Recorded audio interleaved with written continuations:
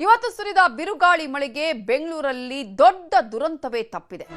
2 ಕಾರುಗಳ ಮೇಲೆ ಬಿದ್ದಿದೆ 50 ವರ್ಷದ ಹಳೆ ಮರ. ಕಾರಲ್ಲಿದ್ದವರು ಅದೃಷ್ಟ ಅಂತ ಹೇಳಬೇಕು, ಕೂದಲೆಳೆ ಅಂತರದಲ್ಲಿ ಬಚಾವಾಗಿದ್ದಾರೆ.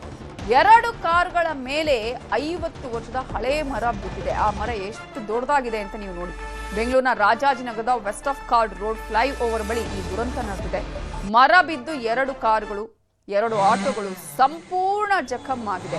ಅದೃಷ್ಟವಶಾತ್ ಕಾರಲ್ಲಿದ್ದವರು ಇಲ್ಲಿ ಬಚಾವಾಗಿದ್ದಾರೆ.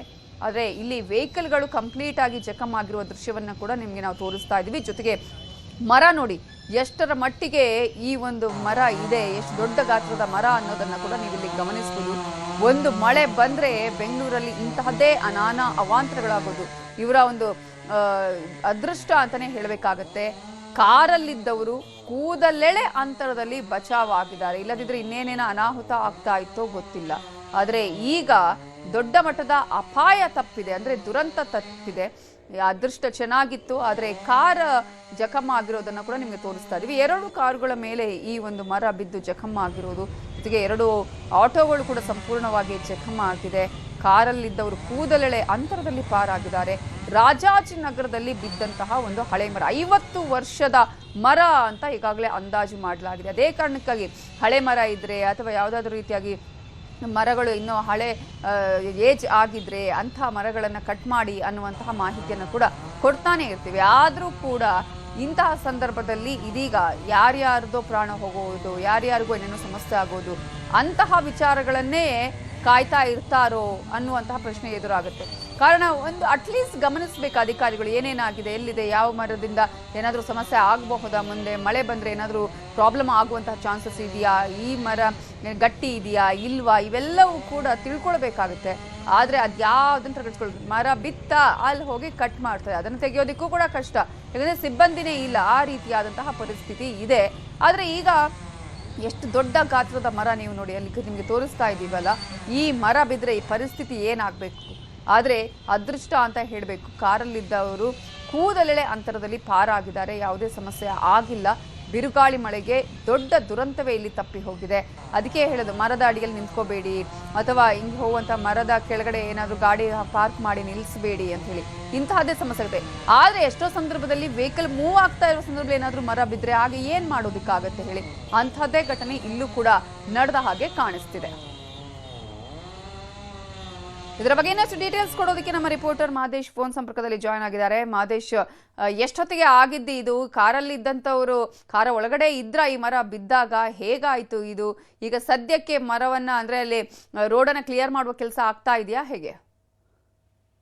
ನವಿತಾ, ಕಳೆದ ಇವತ್ತು ಬಿಟ್ಟು ಬಿಟ್ಟು ಮಳೆ ಬರುವಂತ ಕೆಲಸ ಆಗ್ತದೆ.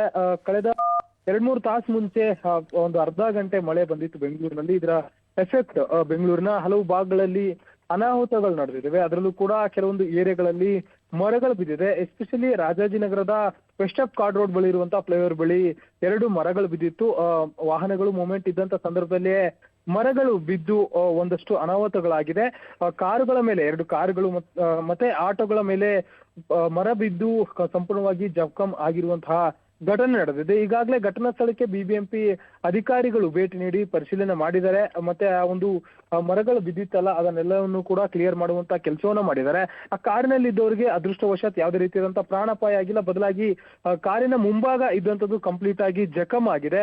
ಸದ್ಯಕ್ಕೆ ಘಟನಾ ಸ್ಥಳಕ್ಕೆ ಎಲ್ಲೆಲ್ಲಿ ಮರಗಳು ಬಿದ್ದಿದೆ ಬೇರೆ ಬೇರೆ ಏರಿಯಾಗಳಲ್ಲೂ ಕೂಡ, ಅಂದ್ರೆ ಮಹಾಲಕ್ಷ್ಮಿ ಲೇಔಟ್ ಆಗಿರ್ಬೋದು, ಮೋದಿ ಆಸ್ಪತ್ರೆ ಆಗಿರ್ಬೋದು, ಈ ರೀತಿಯಾದಂತಹ ಬೇರೆ ಬೇರೆ ಕಡೆಯೂ ಕೂಡ ಮರಗಳು ಧರೆಗುಳಿದಾವೆ. ಪ್ರತಿ ಬಾರಿಯೂ ಕೂಡ ಮಳೆ ಬಂದಂತ ಸಂದರ್ಭದಲ್ಲಿ ಇದೇ ರೀತಿಯಾಗಿ ಘಟನೆಗಳು ಸಂಭವಿಸ್ತವೆ. ಎಷ್ಟೇ ಬಾರಿ ಆ ಬಿಬಿಎಂಪಿ ಅಧಿಕಾರಿಗಳಿಗೆ ಎಚ್ಚೆತ್ಕೊಳ್ಳುವಂತ ವಿಚಾರದ ಬಗ್ಗೆ ಹೇಳಿದ್ರು ಕೂಡ ಬಿಬಿಎಂಪಿ ಅಧಿಕಾರಿಗಳು ಮಾತ್ರ ಎಚ್ಚೆತ್ಕೊಳ್ತಿಲ್ಲ. ಯಾಕಂದ್ರೆ ಬಿಬಿಎಂಪಿ ಅರಣ್ಯ ಘಟಕ ಅಂತ ಇರುತ್ತೆ.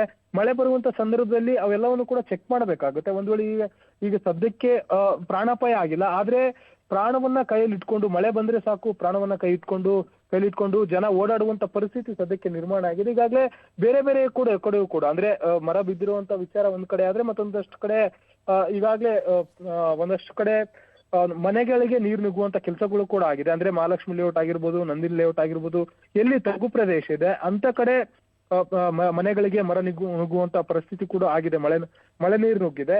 ಅಲ್ಲೆಲ್ಲವೂ ಕೂಡ ಬಿಬಿಎಂಪಿ ಅಧಿಕಾರಿಗಳು ಕೂಡ ವಿಸಿಟ್ ಮಾಡಿ ಪರಿಶೀಲನೆ ಮಾಡುವಂತ ಕೆಲಸವನ್ನು ಮಾಡ್ತಿದ್ದಾರೆ. ಸದ್ಯಕ್ಕೆ ಮರ ಬಿದ್ದಿರುವಂತ ಜಾಗದಲ್ಲಿ ಇನ್ನೂ ಕೂಡ ಕಾರ್ಯಾಚರಣೆ ನಡೀತಿದ್ದು ಅಲ್ಲಿ ಸದ್ಯಕ್ಕೆ ಆ ಒಂದು ಫ್ಲೈಓವರ್ ಅನ್ನ ತಾತ್ಕಾಲಿಕವಾಗಿ ಬಂದ್ ಮಾಡುವಂತ ಕೆಲಸವನ್ನ ಮಾಡಲಾಗಿದೆ. ನವಿತಾ, ಮಾದೇಶ್, ಈಗ ಆ ಒಂದು ಸಂದರ್ಭದಲ್ಲಿ ಅಂದ್ರೆ ಅಲ್ಲಿ ಜಾಸ್ತಿ ಜನ ಓಡಾಟ ಇತ್ತ ಆ ಒಂದು ಪ್ಲೇಸ್ ಅಲ್ಲಿ, ಜೊತೆಗೆ ಅಲ್ಲಿ ವೆಹಿಕಲ್ಗಳನ್ನ ನಿಲ್ಸಿದ್ರ ಹೇಗೆ?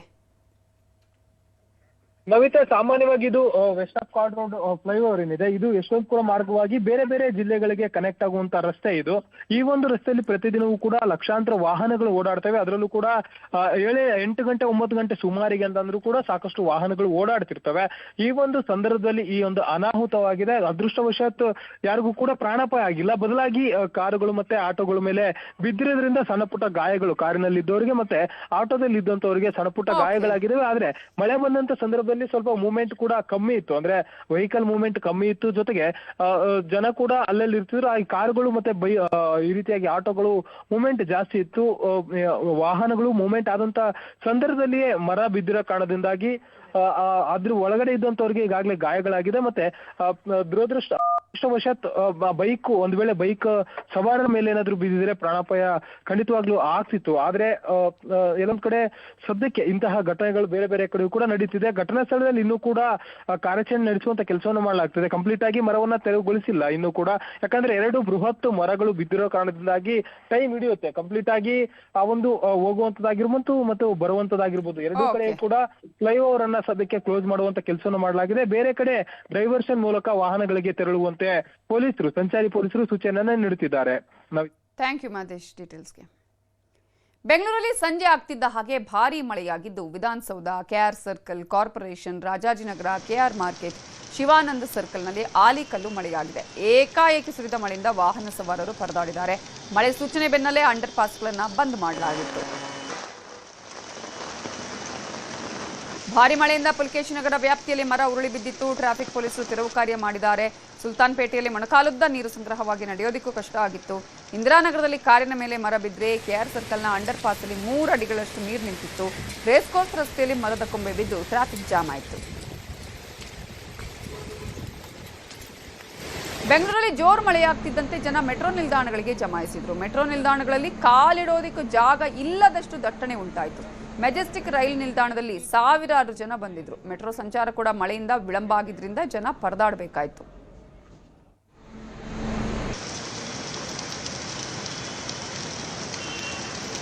ಇನ್ನು ರಾಜ್ಯ ಹವಾಮಾನ ಇಲಾಖೆ 2 ದಿನಗಳ ಕಾಲ ಮಳೆ ಅಲರ್ಟ್ ಘೋಷಿಸಿದೆ. 11 ಜಿಲ್ಲೆಗಳಿಗೆ ಆರೆಂಜ್ ಅಲರ್ಟ್ ಹಾಗೂ 17 ಜಿಲ್ಲೆಗಳಿಗೆ ಯೆಲ್ಲೋ ಅಲರ್ಟ್ ಘೋಷಿಸಲಾಗಿದೆ. ಯಾದಗಿರಿ, ರಾಯಚೂರು, ಬಾಗಲಕೋಟೆ, ಕೊಪ್ಪಳ, ಗದಗ, ತುಮಕೂರು, ಚಿಕ್ಕಬಳ್ಳಾಪುರ, ಕೋಲಾರ, ರಾಮನಗರ, ಬೆಂಗಳೂರು ಗ್ರಾಮಾಂತರದಲ್ಲಿ ಹೆಚ್ಚಿನ ಮಳೆಯಾಗಲಿದೆ.